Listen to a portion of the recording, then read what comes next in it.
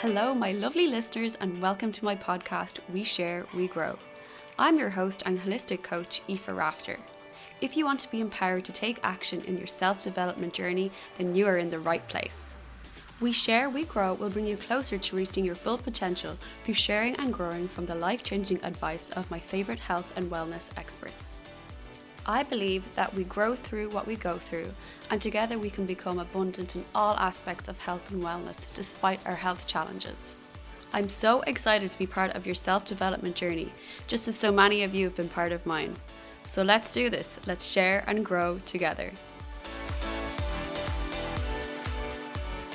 Hello, my lovely listeners, and welcome to season 1 of my new podcast, We Share, We Grow. I am honoured to introduce my next guest. She is a leading relationship coach in the UK and Ireland and specialises in supporting her clients in couples coaching. She is also a co-host of the new podcast, Just a Thought. She has a following of over 16,000 on Instagram and shares insightful, relatable content on how you can improve your communication, conflicts, and intimacy within your relationship. I am so excited to pick her brain today. Please welcome to the podcast, Lisa McFarland. Lisa, welcome. I'm so delighted to have you here. Thank you for taking the time to be here. Absolutely no problem. I love doing podcasts. I did not like starting my own. It was very nerve-wracking, but I love doing other people's podcasts. But yeah, I love it. Thank you so much for having me. No, you're so welcome. I hope that my introduction for you has done everything justice, but would you like to explain a little bit more about introducing yourself and your knowledge and experience and your services? Sure. I tend to zone out when people are introducing me because it's a lot. It It's a lot is. sometimes, and it can sometimes make me a little bit emotional at the start. And then I'm like, Oh. okay, Lisa, starting a podcast by being emotional is not probably the best way to go. So here we are. Yeah, I started this journey. Oh, it must be about 6 or 7 years ago when my husband and I actually went to a coach. So we went for some coaching. We loved each other dearly, but we had just a lot on our plates. We ran a business together. We had teenagers together. My mum had passed away. My dad had moved down to live beside. We just had a lot on our plate, and it was starting to take a toll on our relationship. Again, loved each other deeply, but just weren't where we had been. So we went for coaching. We went 3 times, and I just thought it was brilliant, and it just helped us so much. So then I just kept saying, everyone needs to know this stuff. And at that stage, him and I had been together 25 years. So I just was like, how can we not have known about attachment styles, love languages? How can we not have known about our conflict and how the woundedness that we carry from childhood plays out in our relationship? How can we not have known this? I think within the last 6 or 7 years, things have come along a lot. Even things like saying that you're going to therapy, things like that have definitely changed over the last few years. But back then, that was not the case. So, taking away the shame and guilt is my absolute mission, to take away the shame and guilt about asking for help. Here's the thing: we get coaching and education on every other thing we do in life, but relationships, one of the hardest things to do, we get nothing, and we just are winging it. And let's just say it's not going so well. Sure, it's not. So we have to. My passion, my calling is to educate people about how to have healthy relationships. Amazing. I love that. And thank you for sharing your own personal experience too, because that's the entire point, right? To just Mhm. start having these conversations and making them normal, because it's so relatable. Everyone goes through hiccups now and then in relationships, and that you could have the best relationship and still go through that because life is chaotic. So of Chaotic. course it's going to get on you. I met someone in the school car park when my son was in primary school, and they said, there should be a school. We were leaving our kids to school. She was like, there should be a school for grown upping because it's just ridiculous. It's absolutely ridiculous. And I was like, there's definitely something in that. There's definitely something in that. And that's exactly what life coaching is. It's about, okay, this is not working out the best. Let's see what we could do. Here's some suggestions. Here's some tips and tools. So anyway, we did that, and then I went back and trained as a life coach. And I only really intended to use it in our business and with our staff. But they got a little bit sick of listening to me. And someone said, why don't you go and take that online, Lisa? Because I think lots of people would love to hear that. That just means they're done with me now. And so I started that before the pandemic. And then I also started classes in our local area for women to help them with their conflict, communication, and confidence. So just in my local area. And then when the pandemic hit, it was all just dead in the water. So I used Instagram then to build my business. I said that I would be on Instagram every single day through lockdown. And remember, they said it'd be 2 weeks. So I was like, I could talk for 10 minutes every day for 2 weeks. I did 57 in a row on Instagram every morning at 10 o'clock. And it just started to roll. It just consistency. And like, it was obviously just meant to be, because like, yeah, we did think COVID at one point was going to be for 2 little weeks, but like, and like, it's proven your consistency and what you're putting out there. Like, you can be consistent and not have the most amazing advice or, you know, skills and knowledge, but you obviously just, it's your calling, Lisa, because you're such a natural. Thank you. People say when it's in your bones, you know, when it's in your bones, you can tell. Sinead Haig was so good to me. Louise McDonald, lots of our influencers here in Northern Ireland were so good. Sinead actually said the most beautiful thing to me one time. I was like, thank you so much. And it's so lovely of you. And she had me come on her podcast and she had me come on a live with her. And my numbers just started going up and up and up. Amazing. And I said, thank you so much. And she said, I shout people out all the time, Lisa. It's the content. People need to hear this stuff. It's true. It's true. And she actually is such a good egg. I remember going through like some really scary health stuff when Sinead and I both lived in the same area in Australia, but like we hadn't met up. And she shared my stuff, no problem. Like, she actually is just a really lovely human. I really love Sinead Haggerty. She's so cool. Yes. But when it comes to relationships, I would love to kind of start with this question for you. So I have like gone through some crazy stuff in my 20s, and I have started to look at why I'm in like the best relationship that I've ever been in now versus my 20s. I used to like fall in love with potential and be a fixer. But I like would really like to know your opinion on like how are we supposed to know when we're actually ready for a serious relationship? Because like the relationship we have with ourselves, like it's flipping, that's intense, never mind trying to add someone into that. And to really just be ready and know your own self-worth and what you're looking for. Yeah. Oh dear me, if we all waited till we were ready, we might all be waiting a long time. I mean, the evidence shows us that we actually grow the most within relationship. Yeah. Because we get triggered the most. True that. True that. So we do all this work on ourselves when we are by ourselves, and we think maybe, okay, we've got this together now, ready to be in a relationship. You jump into a relationship and you're like, oh dear me, here's more onion to peel, you know. And that's what the universe does. It brings us relationship to develop us, to grow. You know, no one is an island. Even in our, let's not even talk about romantic relationships, even with our relationships with our mummies or sisters or aunties, you know, dads, brothers, friends, we grow in relationship. So I don't know if there's ever a right time. Yeah. I always recommend doing work on yourself. I always recommend, the way I like to put it is 2 whole people building a relationship. 2 people prepared to look at their stuff. 2 people prepared to go on a growth journey.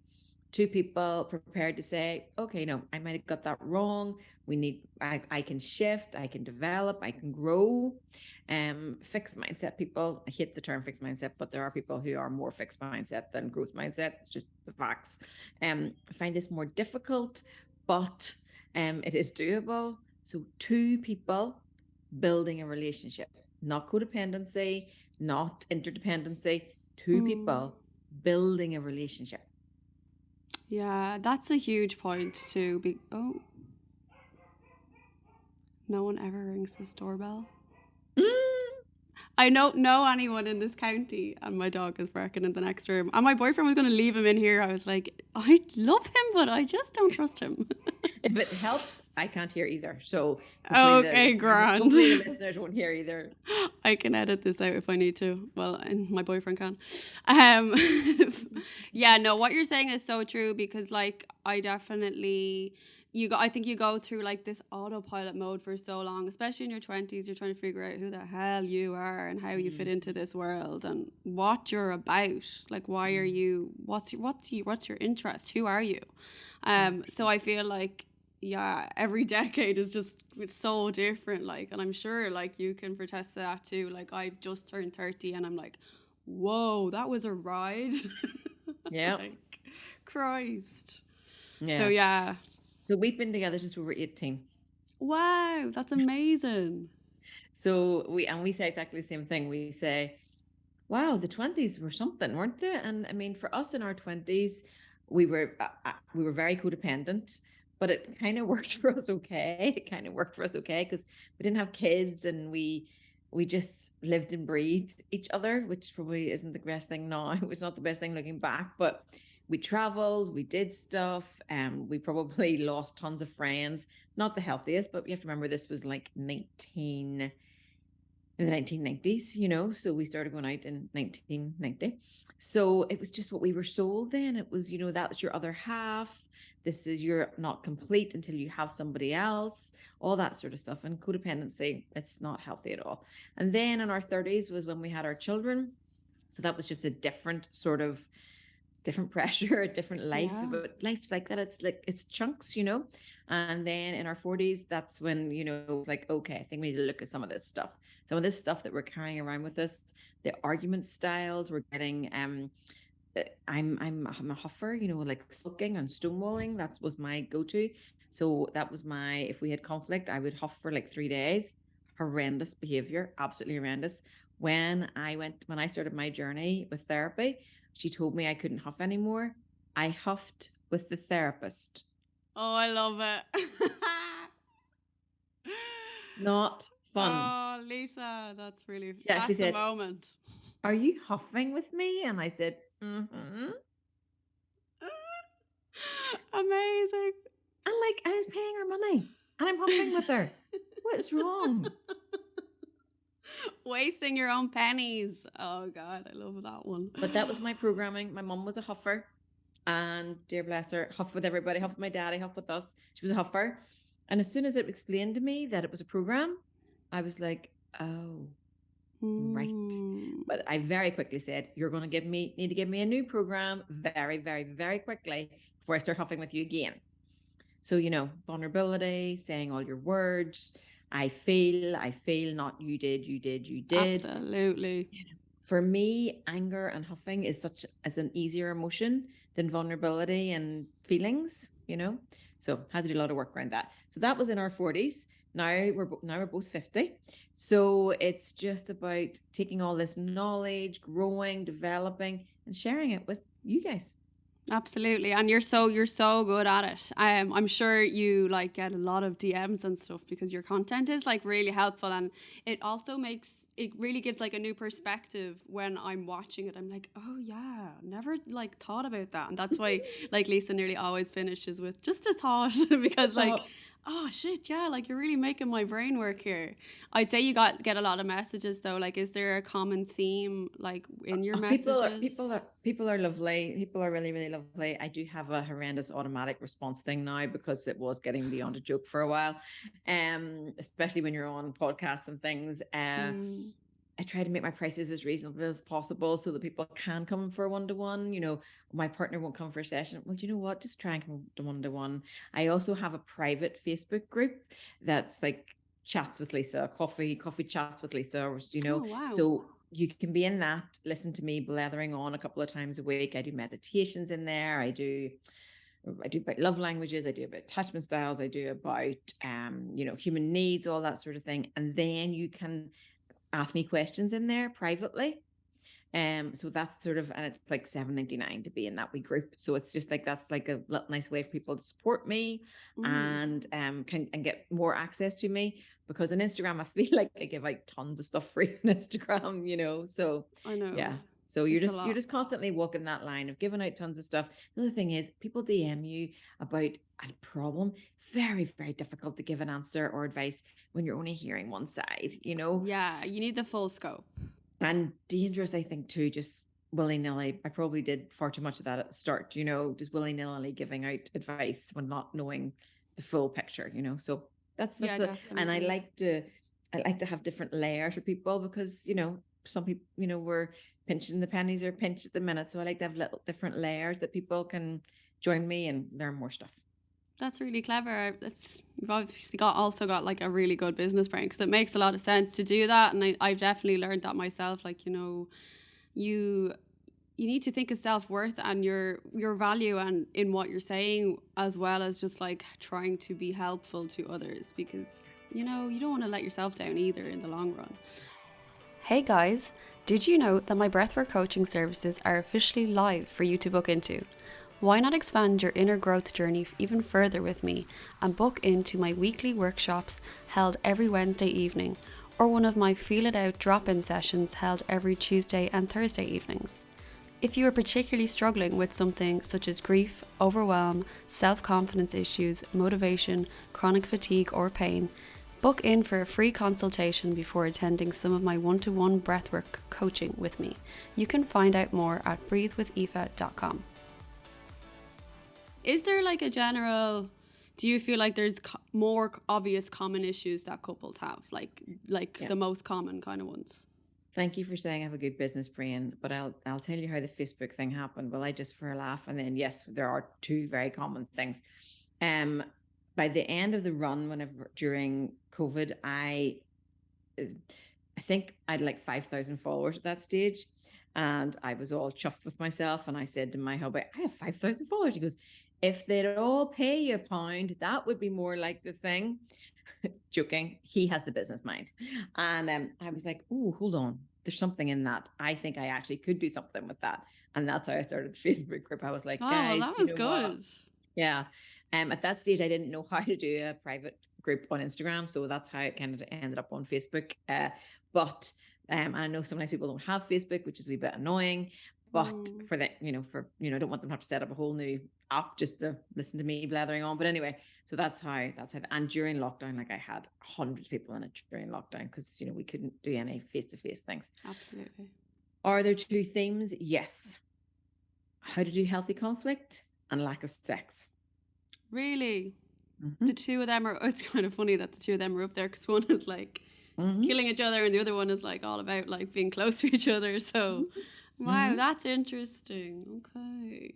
I wouldn't really know like about like a whole lot about like sex challenges. Like my intimacy challenges are like more health related when it comes to, because I had cervical cancer, so the treatment for that, like menopause since I'm 27, so like they're only the kind of issues I would be aware of. But I suppose if you're fighting, the last thing you want to be doing is getting close to each other. So what the research tells us is that if you identify as a woman, the biggest killer of libido is resentment.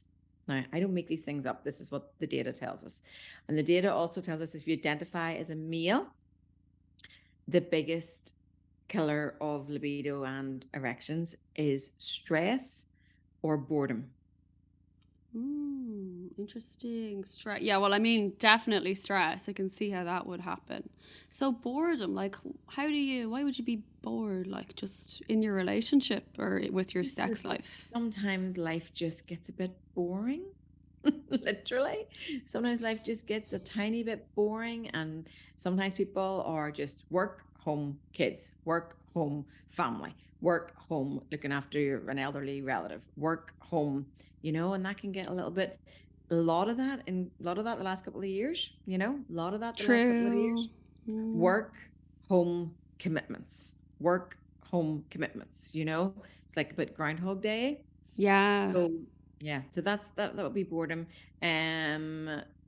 Resentment for women can be that he promised to put out the bins and he didn't put out the bins, or he promised to pick up the kids, or he promised to plan a date night. And those little drops of resentment build and build and build. And then we don't know how to say, them, how to address them in a healthy Mm. way. Don't know how to do healthy conflict. It just spurts out our mouth as you did this and you did that and you did the other. And then our person is, well, actually what you did and what you did and what you did. And then we're in unhealthy conflict and then we don't want to have sex with our person. So it's like goes round and round in circles. Yeah, I was just going to say, it's just like circles, and you just, like, how is that ever going to stop? I Mhm. suppose then people just get so sick of that they eventually, hopefully, do reach out for coaching, and that's where the Yeah. reprogramming with yourself can kind of happen. 100%. 100%. Yeah, Yeah. I feel like a lot of the time when we argue, we forget that we're on a team and we're supposed to be like fighting the issue together, not each other. And like, I didn't learn that overnight now, but but still, like, I think it's such an obvious one. Like, even if I chat to some of my friends or whatever, and they're like, "Oh, so like, did he say such and such to you about that?" And I was like, "No, like, he would never say that because it's not my fault. It's just the way Mhm. this is, and we need to like try and figure it out." Like, yeah, it's frustrating as hell sometimes. But like we try our best now. Like we would never really have massive arguments, and we're together 3 years at Christmas, and like I have only learned that because I've had like complete opposite type of relationships, and I'm like, I'm not wasting my energy on that shit Mm. anymore. Like, Mhm. no way, life's too short. If we can do healthy conflict and keep the connection, that's the secret sauce. Doing healthy conflict and keeping connection during conflict. Because let's face it, we kind of fight to be right. We don't fight to be heard. So true. Ugh, that is so true. And what about when it comes to sex? Like, is there a certain amount of sex we're supposed to be having, like, to be healthy? Quote marks. I mean, it has to be. Is it individual or? It's totally individual and per couple, if you know what I mean. So if a couple is happy with their sex life, that's the healthy sex life for them. Fair. Yeah. So if a couple are having sex once a month and they're both happy with that, that's healthy for them. Hmm. Yeah. I kind of recommend not waiting for it to happen organically. I do recommend, making sure you make time for connection and sex and intimacy. And if your life is so busy that a weekend passes and then another weekend passes, have to have a little look at your work life balance and say, are we literally too busy here to make love to each other? Wait, if we look at this. That's so true because, like, so many times, like, we'll take a step back and be like, whoa, like, when was the last time we actually did? Like, blame Mhm, it on the dog, blame it on work, blame it on being mhm, tired. mhm, Then obviously sometimes I'm not well with my health, but like mhm. generally I'm like, come on, there's just too many little excuses. We don't have kids. We work from home. We're not commuting. Come on, we need to make Mhm. this happen. Like you do need to, I think, be a little bit proactive. Yeah, 100%, 100%. And sometimes it actually is the more time you have, the less time you make for it almost. That's so Tricky one. true. It needs to be as important as it needs to be as important as communication. And I mean, we don't all have to be hanging from the chandeliers. It can be that intimacy, a foot rub, a shoulder rub, That's showering so true. together, just something that you don't do with a roommate. Yeah.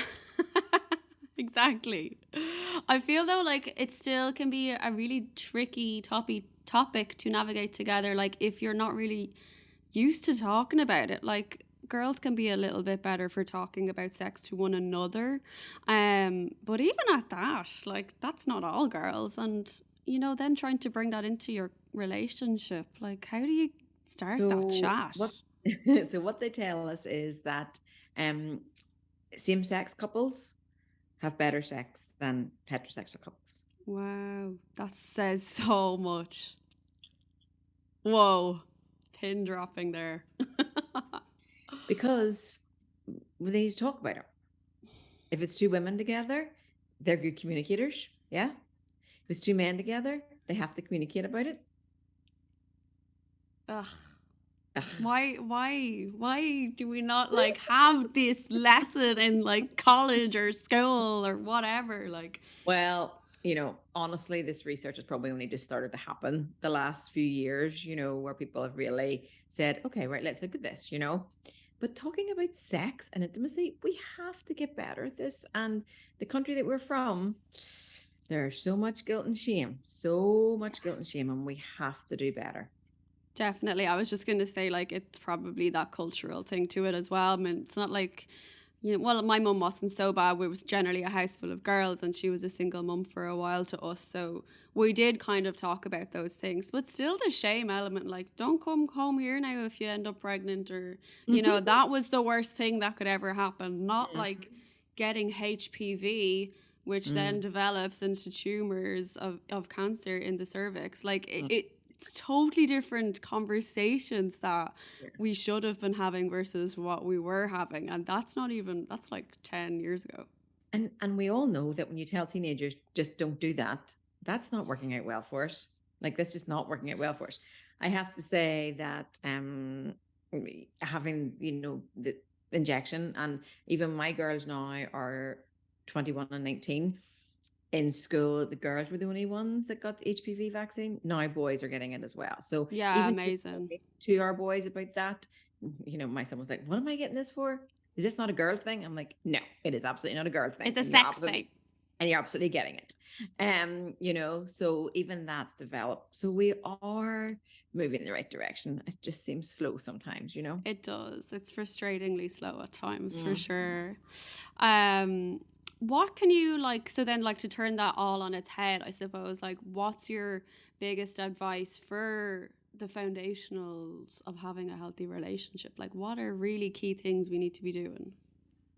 Well, there's tons of free stuff to do, and I think these little free things that I give out, it's just to start the wheels turning about the communication, and actually start the wheels turning about, right, this relationship is its own living, breathing thing, and we have to nurture it. Yeah. So, love language test, free, online. Everyone has to do their love language test. Such a great wee tool. Again, it's just to get people talking, just to get communicating. And you can do this with kids, nieces and nephews, cousins from their 4 years up.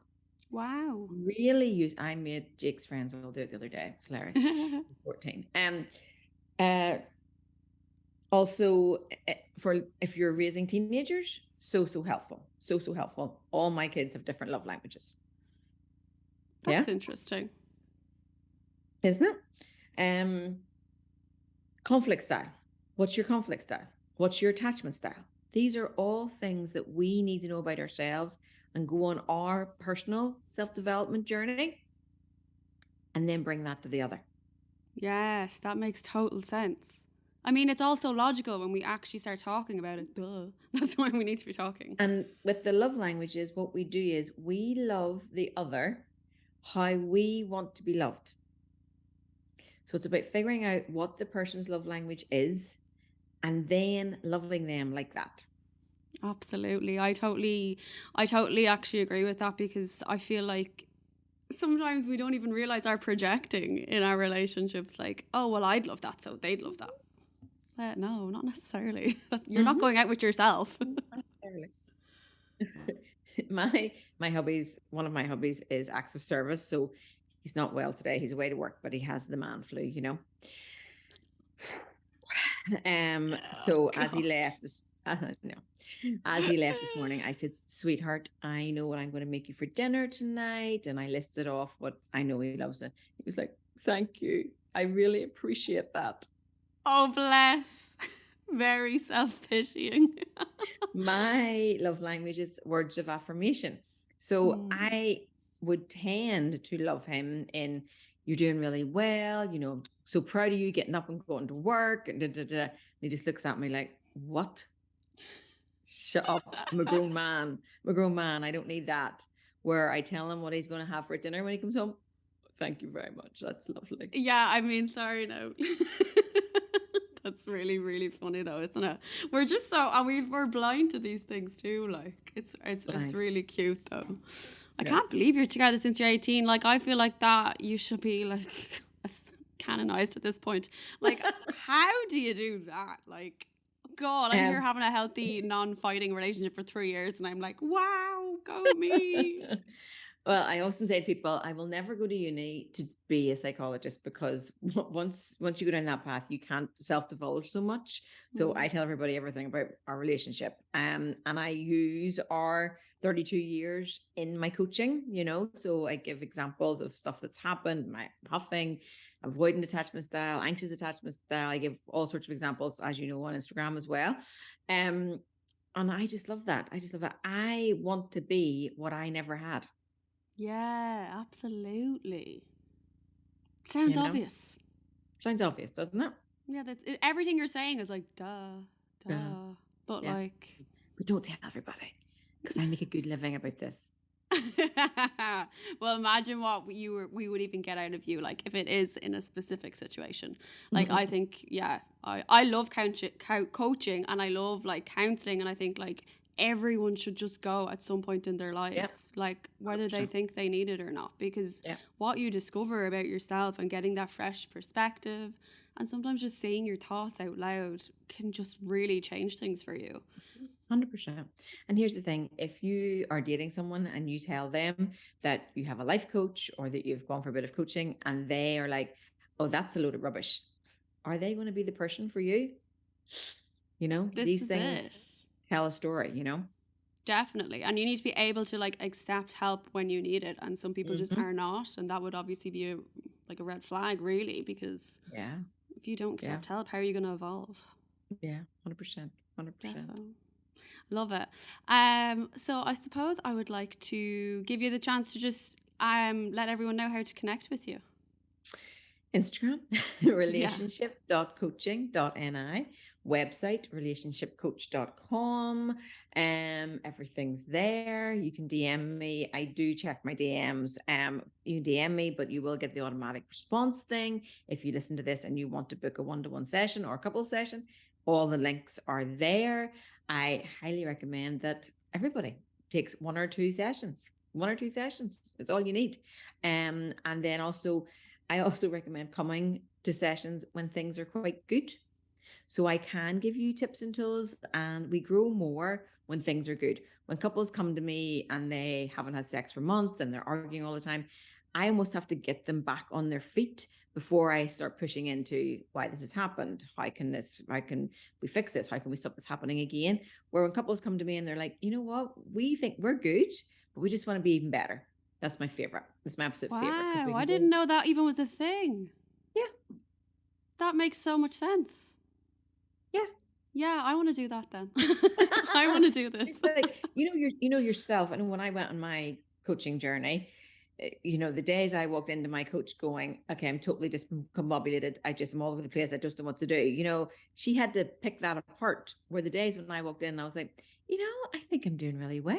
I think I'm grand. They were the days you could almost see her rubbing her hands like, okay, now we can do something really interesting. Now we can go a bit Wow. deeper. Now we can get a bit more stuff cleared up. Oh wow, that makes great sense. Yeah, of course. Like Where you're getting probably when you're more for in your buck as well. exactly when you're in fight or flight, there's only so much a coach or a therapist can do. Yeah, because it's only so much you're gonna receive because you're so frustrated with everything. Like you're not receiving it in the same way. And sometimes when I coach couples like that, all they really want to do is get stuff off their chests in a safe place. Mm, yeah, venting it out. Hmm? So true. Yeah. So true. So, And you so I also hold recommend that. retreats, do you? I do hold retreats. So my friend Alex and I, she is fitness and wellness person. Her and I hold retreats, and our next retreat is in Donegal on the 20th of January. Thank you very much for letting me give that a wee shout. It's the 20th of January up in Donegal, high up in Donegal, beside the beach. I should probably know where that is, but it's in the middle of nowhere. So, and it's a beautiful big house, beautiful big Airbnb with a yoga studio. We go cold Wow. water dipping. There's a hot tub. Alex does fitness and meditation and yoga. I do talking. And we have another lady who joins us called Georgie, who's about nutrition and trauma and things like that. Amazing. What a lovely little group. Gosh, lovely Mm. skills they're combining. And it sounds so wholesome. And it's just for women at this minute in time. Maybe we'll do a couples one or mixed one at some stage. But see, women just being supported by other women, beautiful, beautiful It's where thing. the magic happens, right? where the magic happens. So beautiful. Totally. And how's your new podcast going? It's going. We're still learning. We're still learning. Yeah, there's a lot. There's a lot. And my lovely assistant, Amy, she does really the heavy lifting. I just get on and blather. She just does all the putting it together and putting it out there and putting it on the different things, all that there. So I just show up, blather away, and she does that, which is lovely, But I like it. And I love sharing content. I meet people, met somebody the other night in Belfast, and she was like, don't ever underestimate that free stuff that you put out. And I was like, okay, thank you. She's like, it's literally changed my marriage. I was like, oh my gosh, that just gave me chills. Like, I think that's what it can be difficult about the online space. It's not always so tangible. You're not always getting that like feedback because you're not seeing a face or a person. So like to receive the feedback, it's like, oh crap, yeah, this is actually worthwhile. When I think like I just did a half-hour's job because I'm tired or whatever, like someone received that and really like appreciated it. When a stranger comes up and tells you that, that's a lovely thing. That's magic. That's so amazing. Brilliant. I'll just finish up with a couple of like rapid fire round questions. Yes. So first one, your favorite quote or affirmation? I am safe. There's so much in that. Isn't there? When the mind goes, Shirley, my friend Shirley, my automatic negative thoughts, when she goes off, sometimes the quickest one to shut her. I mean, I have lots of other quotes about relationship stuff, but, don't fight to be right. And, but I'm safe. In the middle of an argument, telling yourself you're safe. When you're with someone who's loving and respectful and caring, I always like to say, the advice I give out is for people who are in caring, respectful relationships. And if you're not, that's a different conversation. But if you're with somebody who's loving and caring and respectful, I am safe. Yeah, it's huge. It's so huge. The best advice you've ever received? I'll tell you the worst advice I've ever received. Oh yeah, okay, that's always a good one. Don't go to bed on an argument. Worst advice I've ever heard in my life. Really? Because my family would have said that to me over the years. So do you do podcasts at 11 o'clock at night? Hell no. Do you waken your directors of your company at 2 o'clock in the morning to finish a point? Imagine. We are our worst self when we're exhausted. We've talked about this all day. So it is okay to say, I don't think we're going to get to the end of this evening. But you know what? Let's go to sleep. I love you. Let's go to sleep. Let's figure this out tomorrow. That's so important because like you're not your best self when you're tired in general. So why would you be able to sort out an issue? You can almost put the issue to the side. Remember, you're in this relationship together. You will sort this out. You know this yourself. You go to bed. I would go to bed huffing. Back in the day, I go to bed huffing and waking up next morning and go, what was that all about? I have no idea what that was even about. But now I was so deep in the huff, I couldn't do anything about it. Oh, I've been there. And you're like, how do I get out of this hole that I've created? Exactly. So I guess the flip of that is the best advice I ever got was it's okay to put a pin in it and come back to it the next day. Definitely. Yeah. Give yourself a break. Give each other a little moment to breathe. I'll tell you the other piece of advice, the best piece of advice I ever got that's got nothing to do with relationships. Buy when you see, not when you need. Oh God, what? It's so weird that you're giving me money advice because it's just not, it's something I have a lot of work to do on. How many times have you gone out with money in your pocket and can't find anything to wear to that event? Oh God, stop. But when you walk around, we'll have to have you on the podcast talk about this. But when you walk around the shops with you don't have any plans, you see 15 things. Yeah. Buy when you see. You don't turn into a shopaholic. Buy when I have 3 outfits up the stairs for awards events that I'm going to be invited to at some stage. Wow, do you? And I got them all on sale. Yeah. And also like when it comes to sales, like would you have bought it at full price? My mum kind of said that one to me before. That's a good one. Yeah, because you see it in a sales rack and you think, why is it on the sales rack? It's so cheap. I have to buy it. I couldn't afford not to buy it. Yeah. So, but I'm talking about when you're in this world that we're in, we have to go to things sometimes. And there's nothing worse than standing in front of your wardrobe going, I have nothing to wear. And it's the very time you'll go out to the shops and you'll not. So it's not a thing to do with relationships, but buy when you see, not when you, if you put something Yeah. on and it's a price that you can afford and it looks good on you, buy when you see, not when you need. Yeah, because then you're prepared. And like, You're prepared. that's how we succeed, but just being prepared. I was in Belfast on Friday having lunch with a lovely friend, ran in here at about 3:30, had to be back in Belfast for 5. I had a jumper and a pair of trousers that I bought weeks ago, just sitting. Brilliant. Stick them on. Away I went. See? Perfect. I probably don't need much more encouragement though. I own a lot of outfits. Everyone's like, you're always so glam. I'm like, well, I buy it and I feel awfully guilty if it doesn't get a wear. So I'm going to overdress. Perfect. Love it. Shocking. My last question is, what makes you truly happy? Being with my family. My big girl is 21 on Thursday. She comes home from uni on Thursday, so she's 21. This is going to be a fun weekend that makes me very happy. Public speaking makes me really happy. I know that's mental because I believe now people tell me it's the biggest fear for everybody. Public speaking, I don't love to organize events, but I love to show up. So if somebody else organizes them, I'll show up every day. I love organizing, so we'll make a great team. Perfect. You organize something down there for me, I will be there in a heartbeat. Be there in a heartbeat. So public speaking, sharing, yeah. Wow, that's interesting. A lot of people would definitely not agree. Like some people are like, "Oh, that's so scary," but I kind of understand where you're coming from. I love it. It lights me up. Yeah. Well, that's because you've so much important stuff to talk about, Lisa. Like what you're talking about is so helpful, and sharing it the way you do is so helpful. So everyone knows now how to connect with you, and I hope that they do. And that advice and that piece about like asking for the assistance as a couple when things are good, like I really hope people have absorbed that one, because that was a new learning thing for me today. So thank you. And did you know I'm in the Tesco's magazine? Are you? Go girl. You're just flying. What are you in the magazine about? She just contacted me a few weeks ago. No, that's a lie. That's a lie. Maybe the end of August. And I didn't think it was a prank, but I thought it was our local Tesco's for some reason. My hubby was like, Lisa, that doesn't happen. It's like not a thing. So anyway, it's about relationships over Christmas.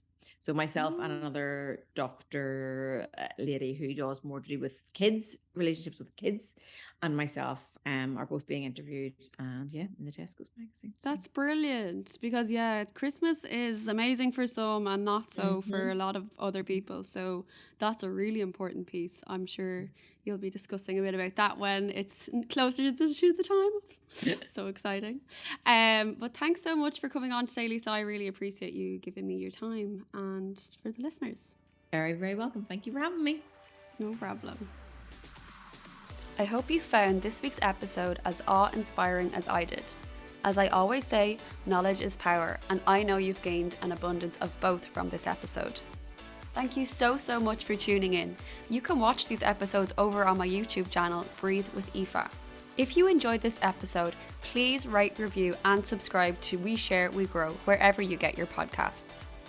And if you really enjoyed this episode, please donate over on my Patreon page, patreon.com/Breathe with Aoife, to help me gain the means to share and grow even more with you all. Thanks for listening.